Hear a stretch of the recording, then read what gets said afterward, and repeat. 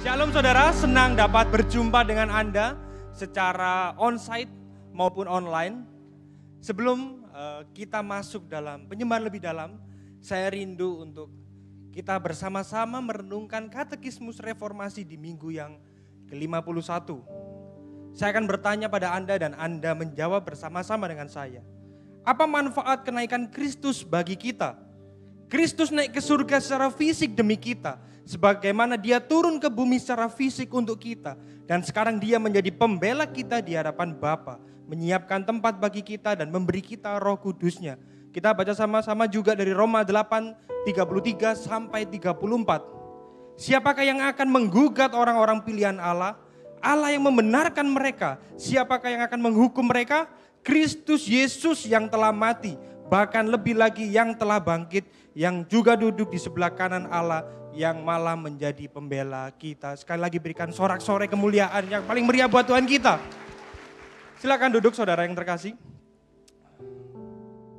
Saudara, peristiwa kenaikan Tuhan Yesus adalah peristiwa yang tidak kalah penting dengan peristiwa kelahirannya, kematian dan kebangkitannya.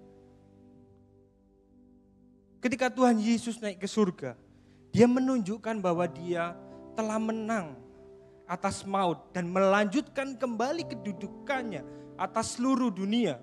Dia menciptakan dunia dan dia kembali memerintah dunia dengan kuasa firman-Nya karena dia adalah Tuhan atas segalanya. Amin. Dan melanjutkan menjadi imam besar bagi kita. Dia bukan hanya raja, pengantara dan imam besar, tapi dia juga pendoa syafaat kita di hadapan Bapa. Melalui hal inilah yang membuat kita berani untuk kita datang ke tahta kasih karunia Allah. Ketika kita berdoa untuk memohon ampun dan bertobat atas dosa-dosa kita. Doa kita didengar oleh Kristus. Dia bertindak sebagai imam dan pengantara kita dengan Allah Bapa. Dia juga mengampuni dosa kita. Yesus bukan hanya bertindak sebagai raja dan imam.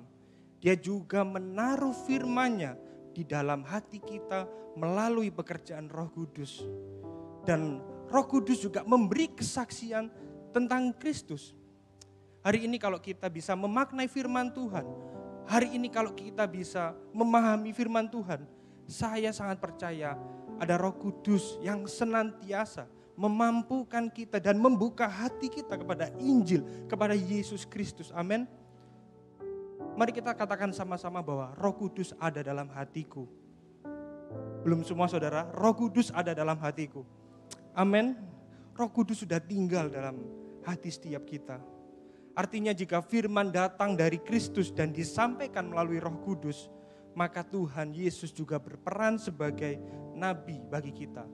Tujuannya adalah supaya kita dapat berjalan sesuai firman Allah. Supaya kita berjalan sesuai dengan kehendak-Nya. Dan mengingatkan kita untuk hidup bagi kemuliaan-Nya.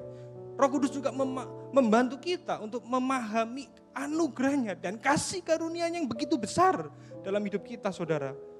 Saya percaya melalui kebenaran ini dapat memberikan kelegaan bagi kita ketika kita menjalani kehidupan kita di masa kini. Karena kita punya jaminan, kita punya pengharapan kekal di dalam Tuhan Yesus. Dia bukan hanya Tuhan yang naik ke surga, dia sudah memberikan Roh Kudus-Nya.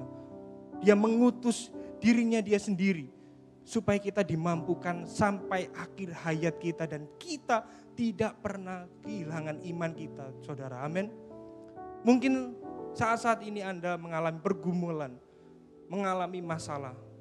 Tapi kita perlu ingat bersama-sama, kalau Roh Kudus sudah tinggal dalam diri kita, saya percaya kita juga akan dimampukan. Amin. Mari kita bangkit berdiri. Saya ajak Anda untuk mengambil waktu teduh sejenak. Melalui perenungan singkat ini, biar ini bukan hanya rutinitas, tapi melalui perenungan singkat ini, setiap kita kembali disegarkan dan dikuatkan. Mari kita datang pada Bapa. Tuhan Yesus, kami mengucap syukur Tuhan. Engkau pernah lahir dalam dunia ini. Engkau mati dan bangkit. Dan Engkau naik ke surga. Engkau memberikan Roh Kudus buat kami Tuhan. Ampuni kami Tuhan, kadang kami bertindak dengan kekuatan kami sendiri. Kami bertindak dengan hikmat kami sendiri. Tapi pada hari ini Tuhan, kami mau Tuhan kembali menaruh iman dan pengharapan kami dalam tangan-Mu Tuhan. Ajari kami bersandar penuh dalam tangan-Mu Tuhan. Bahwa kami Tuhan untuk mengenal-Mu lebih dalam Tuhan. Kami mau berdoa dan mengucap syukur hanya di dalam nama Tuhan Yesus Kristus. Amin.